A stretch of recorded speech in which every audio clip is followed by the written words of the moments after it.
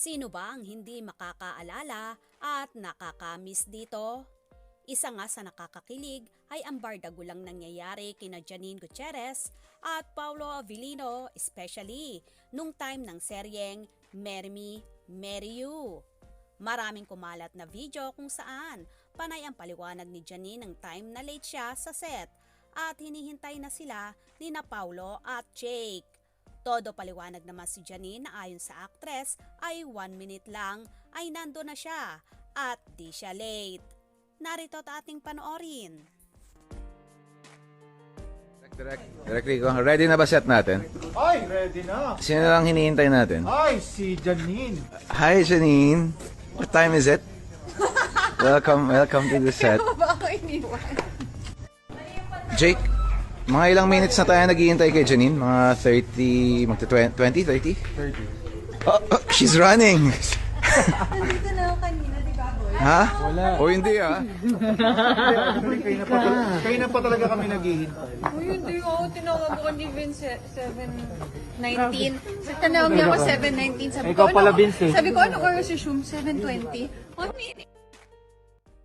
At dahil nga sa bidyong yon, kaya naman nakaisip gumante si Janine kay Paulo at may in-upload din siyang video kung saan si Paulo naman ang late at siya ang hinihintay sa set. Narito at ating tunghayan ang naturang video. Yes. Sino ko lang? Sino ko lang? Parang si Pao, tsaka Oh my God! We're waiting for the edit, di ba?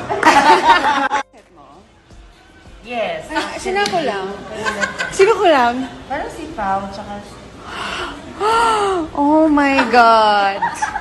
We're waiting for the edit, di ba? Sobrang ang nakakatuwa, nakakakilig at nakaka-inlove ang mga tagpong yon na kaya naman hook na hook ang Paunin supporters sa dalawa. Sa mga naging bardugalan ng dalawa ay mas lalo silang naging close at nahulog ang loob nila sa isa't isa.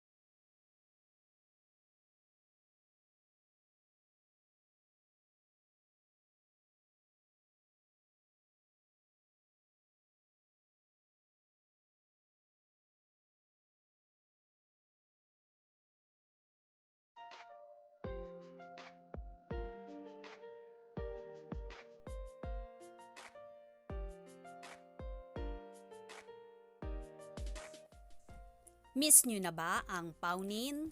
Sana, after nga ng serye ni Janine Gutierrez with Lobby po na Sleep With Me, ay ikasanan nila ang book 3 or magkaroon ng bagong sitcom, ang bagong lovebirds na sina Janine at Paulo.